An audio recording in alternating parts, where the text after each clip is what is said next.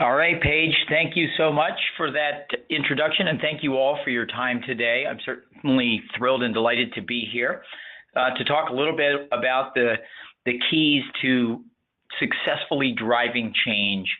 And so I lead a company called CorpU, and we focus on the people side of business transformation, helping companies to drive strategy and build capability, strengthen leadership, and build collaboration across teams around the world.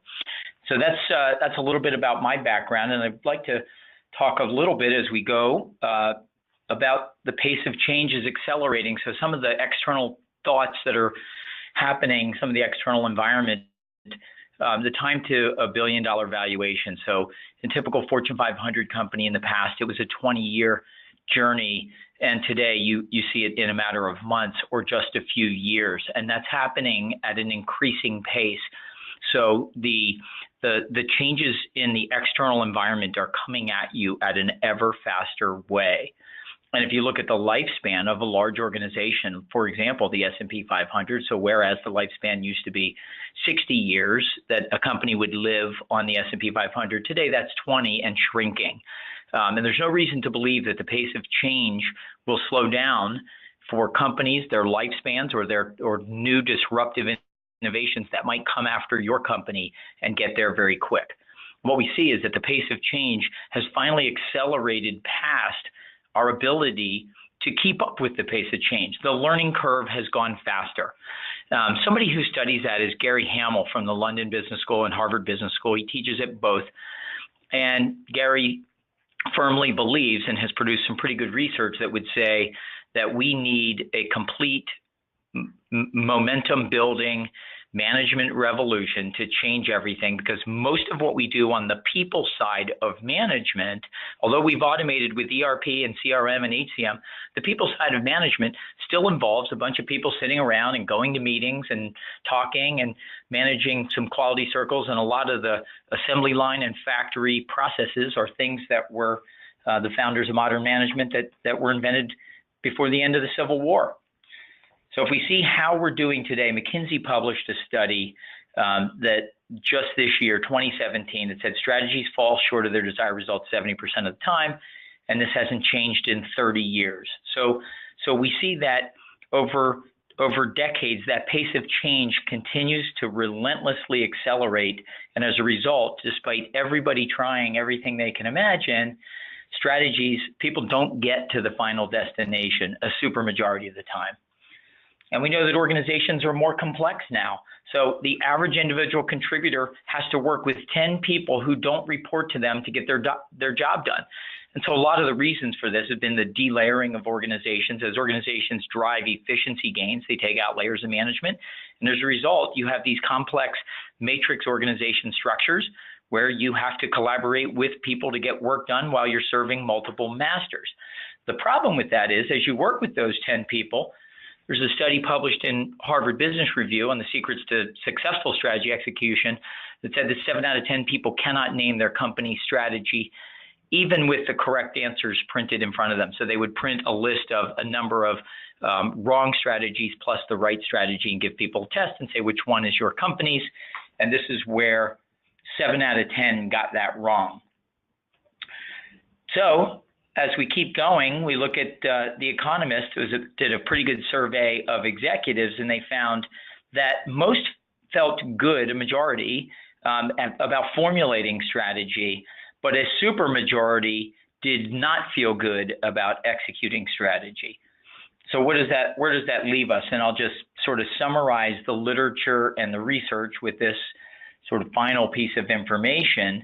And it basically says that, and a pretty large study was done here, but supermajority say that their strategy is not well understood, that people don't connect it to business measures.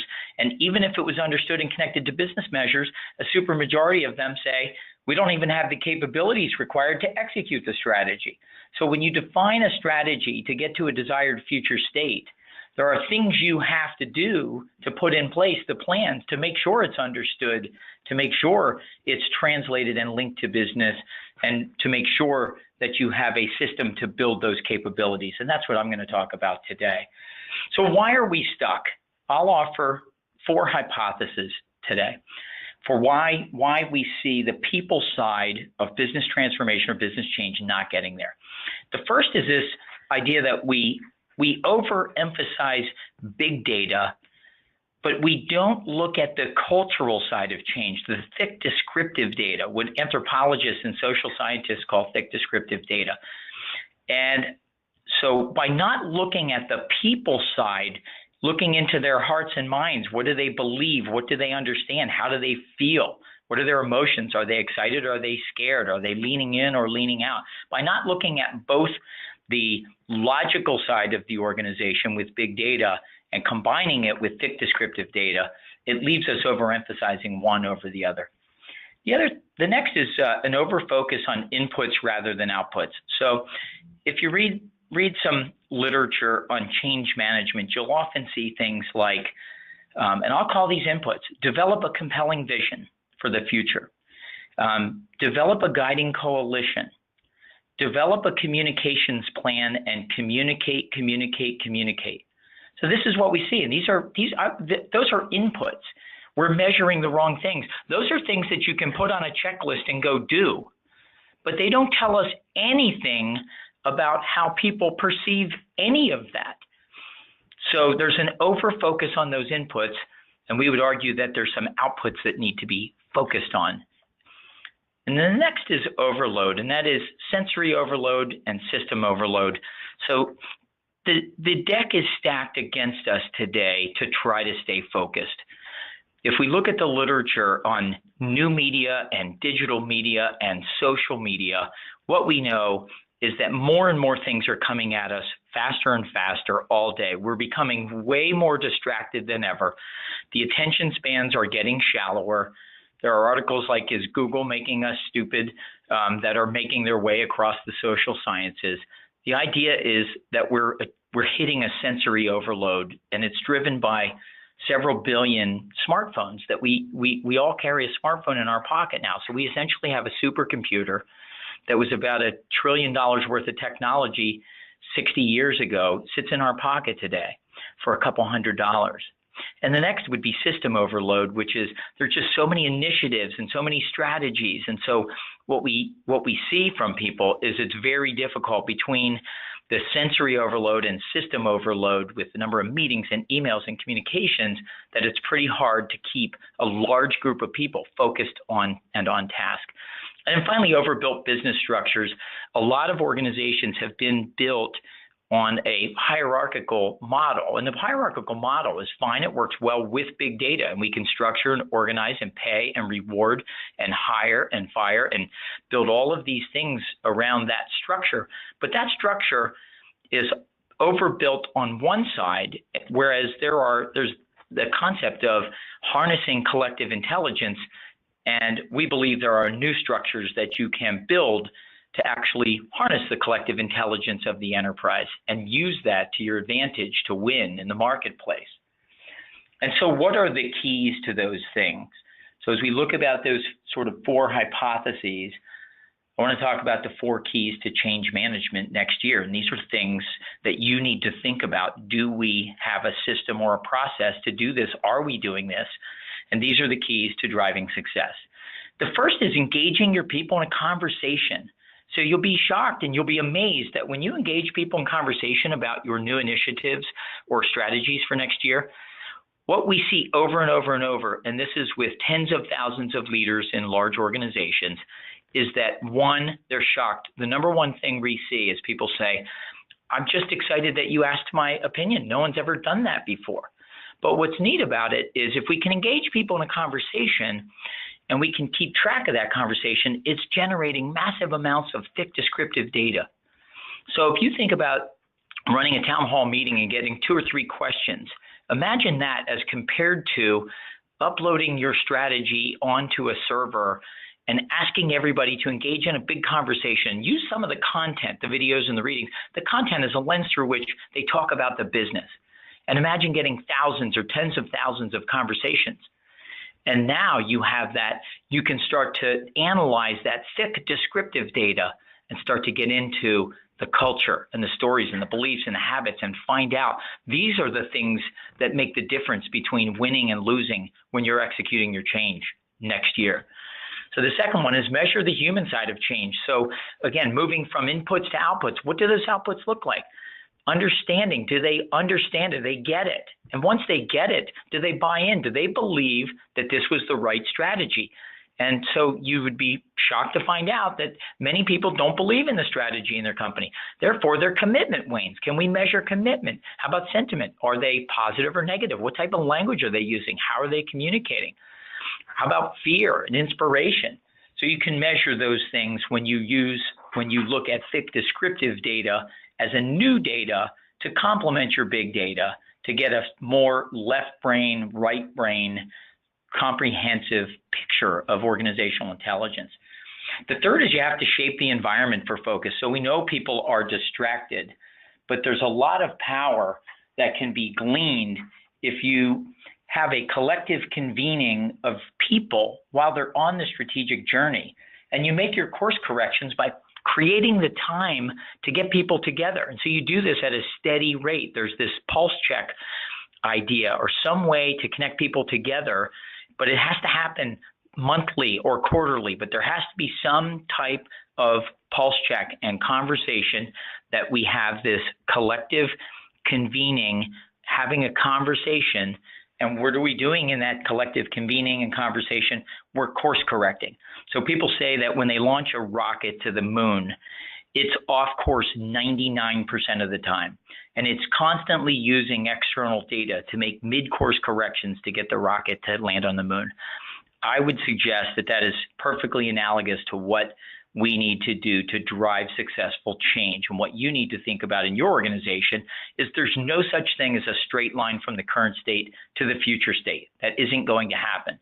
But nothing can beat engaging your people in different business units, in different divisions of the business, different age groups, including baby boomers and millennials, and people with different hire dates, those that have been there less than 5 years and maybe over 15. So we're comparing a lot of diversity of thought.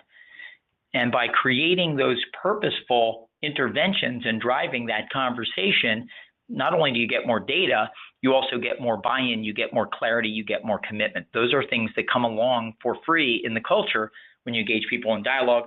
And the last is create purposeful collaboration. And this is the idea of, are you, in addition to the hierarchy, finding ways to harness the collective intelligence that exists?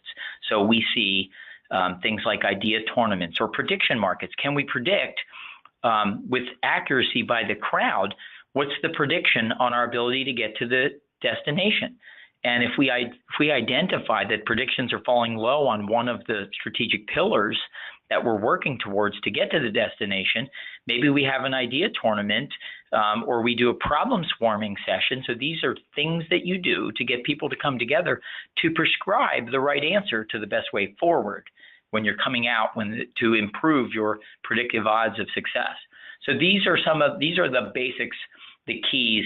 And what that looks like, if we engage people in that conversation and we get all that, we can actually create the equivalent of an organizational X-ray through natural language processing and sentiment analysis. Once we've engaged them into that structured dialogue, it's like giving the leader the ability to see into the hearts and minds of people. You can see how they feel. Are they bought in? Are they skeptical? Are they excited? And you can start to see it across divisions, across business units, across levels, even across tenure in the organization. And the idea behind GPS is actually, again, harnessing that collective intelligence using data. So as you have that data, you can start to predict and prescribe. How should we go forward given the barrier that we just identified that is holding us back? Well, we can get some turn-by-turn guidance if we harness that collective intelligence and we look at these problems, surface them, and get people together into that environment. And we use all of that to predict and prescribe. And so imagine having a crystal ball that allowed you to see into the future. But these are all things that you can do today. They're all things that are engaging your people in structured dialogue to help the organization think about change management, change execution, strategy execution, but move from an analog model that was designed 50 years ago to one that's digital, from one that is monologue-based to one that is dialogue-based.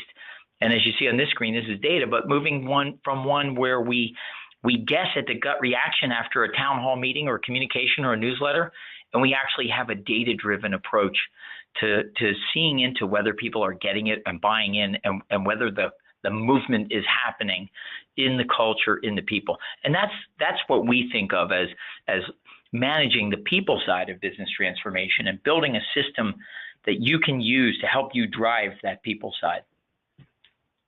And so if we see management has a plan on the left side of this particular slide, and on the far right, we're effectively executing the plan. These are the 6 barriers that you need to remove. And there are, again, many ways for you to think about how to do this, but this, we have studied all of the literature and have done lots and lots of projects to come up with and synthesize. Barrier 1, do people know where we're going and why we're going there and how we plan to get there? That's the first and biggest barrier. Almost every company I have ever worked with does not pass the test of barrier 1. Every piece of research I have seen in the academic world would point to barrier 1 as the #1 overwhelming barrier. And I'll go back to people with overfocus and sensory overload. More meetings and more communications and more email doesn't fix this. Barrier 2, buy-in. So once they do get it, again, should we care? Does this matter? And then barrier number 3, if I bought in, like, do I even know what levers to pull? Barrier 4, do I have the capability to do this? Number 5, do I have the freedom? Am I empowered to go execute? And number 6, how am I motivated? What does the recognition and reward system look like? What's in it for me? And how does that work for me? And it's a simple way to think about what's different in the way we see the world. And this is rooted in the sociocultural theory of how people and organizations learn. Almost all of the way we think of learning today is done on the left side of this 2x2 grid. So if somebody wants to learn something, they may do a web search. 9 times out of 10, that's how they're going to learn. And if the company has content, they typically make it available in the top left quadrant, and you connect people to content. But what we've learned is that connecting people to content can be tough, because we're in an ocean. People are drowning in an ocean of content. So connecting them to content can be flat and boring and like drowning. But if we go to the right side, connecting people to people is human. So if we can think of ways to go to connect people to people, and then use content as a lens through which you engage in a conversation about the business, we believe that's the right way. And there are ways to do that formal, where you have a guided pace cohort of people. So there's an expert guide, there's a pace, a beginning, a middle, and an end. And there's a group of people. You have to do this with 20 or 30 or 200 or 300 or 3,000 people, but they go on that journey together. And that's the top right quadrant. And the community of practice is a virtual learning areas where the people that are practicing to drive that change initiative go to share ideas, share best practices, share early wins. But that's a networked model of the firm. And these are difficult to build because everybody's built websites for connecting people to content. Most learning is built to connect people to content, and it's not about connecting people to people. And we believe strongly that connecting people to people is first and foremost. And a sociocultural theory will explain the answers to how we will ultimately create successful organizations in the 21st century. It's going to be about people, and it's going to be about connecting people in dialogue. And dialogue is not a new concept. Socrates talked about it nearly 2,500 years ago with the Socratic dialogue and methods. And Peter Senge popularized it again in the 90s when he wrote the book, the best-selling book, The Fifth Discipline, The Art and Science of the Learning Organization. And what we've done is focused on what would a 21st century model of dialogue bring us? Because here's what we know. It is through dialogue that we get groups of people to go from vision to shared vision. It's through dialogue. So that's what has to happen. Dialogue is the way to shared vision. It could be shared vision about the future state, where we're going. It could be shared vision about problems that need to be solved, root causes. It could be shared visions about things we should be doing better as an organization. The key is that to get from vision to shared vision, we need dialogue. What happens when you engage people in dialogue? There is scientific research that says people become more clear, they become more enthusiastic, and they become more committed. And further, if you continue to reinforce the dialogue as you stay focused on achieving a goal for the business, a large goal with a large group of people, you get increased clarity, enthusiasm, and commitment, and it rubs off on others. So you start to build momentum. So if you read a book on change management and you get your guiding coalition, you get your great vision, you hold some meetings, you've got to get the clarity and the enthusiasm, and you've got to get it to rub off on others. You've got to get wins to share. And so I would argue that through dialogue, that is the best way to achieve all of those things. And so we know that employee engagement is at an all-time low since Gallup started measuring it over the last several decades. And people that engage people in strategy activation or engage in dialogue, you actually get a free lift on employee engagement without trying. So, which is just another thought, which is the harder you try to invest to improve employee engagement, it seems the worse employee engagement gets. So trying to go after that directly might be the wrong thing. But what we've seen is data. If you engage people in the strategy or the important initiatives in the business and ask them to engage in dialogue, what do you think? What do you think about it? Are you excited about it? Scared? What obstacles do you think would get in our way? How would your department or your part of the business do this versus other parts of the business? How do you see those connections forming? And if you ask people that, they become more engaged in the business. So you get that for free. So dialogue is key to getting them there. And this is ultimately moving from monologue to dialogue is really about summarizing this, moving from town hall meetings and emails and newsletters and posters and standard communication techniques. They're all still good. So I'm not advocating that you don't continue. Those things are great. But engaging in dialogue with networks and then analyzing that dialogue deeply to see how we're doing and start to think about this thick descriptive data and think about the heart and soul of your organization. Match that with big data, where big data, like you'd get out of an AchieveIt. So you have AchieveIt as a strategy execution platform, and it's a wonderful place to put your goals and objectives, your OKRs, to track initiatives, to drive those into the organization. But what we see is that if you can complement that with a system that engages people in dialogue and connects them together in purpose-built groups in networks, you connect them to what do they do when you connect them in these purpose-built groups? You connect them, they help solve complex problems, generate and spread ideas. They teach and learn from each other and from experts both inside and outside the company. They capture and amplify new knowledge. So the key to dialogue, what's so beautiful about it is it's generative, meaning new knowledge is generated in the space. When people engage in dialogue and a conversation about the business, they're creating whole new knowledge. All kinds of new ideas and knowledge are firing, and they can be amplified across the network quickly, particularly new ways to win in a competitive situation. If a competitor's taking some of your business and a sales a person has a new win, you can share that best practice quickly and watch that go. And the other thing is you can harness the collective genius by running sort of prediction markets and let people vote and predict what are the odds of strategy success, and you can use that to prescribe things like what's the best way forward on this. Let's run an idea tournament, pressure test it by the crowd, and go from 100 ideas to 50 to 25 to 10 to 5. Let's get it down to the top 3, and then make a decision about what we're going to do to move forward. But that's how you harness the collective genius of the people. And if I just put that, sort of bring this all together and in a use case, this is one where we work with a life sciences company to help them on their 4 stages of strategy, their 4 phases, from formulating, activating, tracking, and iterating. And this is a life sciences firm. And what's so interesting about this is that we've been managing the people side, engaging people to think big and mobilize the masses. And AchieveIt does the project tracking, the initiatives, the goals, and measurement systems. And it's a really nice example of an organization that has success. And this is an article that from Supply Chain World that came out in the last couple weeks that showed an example of Agilent Technologies in Silicon Valley using strategy activation to engage 3,000 employees and cut down the activation from 6 to 9 months to a matter of days to engage everybody to access all that information. And finally, this is my last slide, and we'll go on to some questions and dialogue. Just examples of what this looks like. So what does it mean to have an idea tournament? So here's a quote from a vice president at Dow. 87 million in new ideas. And what was more powerful to Dow was that they were able to attract a new era of young and bright talent who were excited to be part of and to be invited into innovation tournaments and to bring their ideas to the table.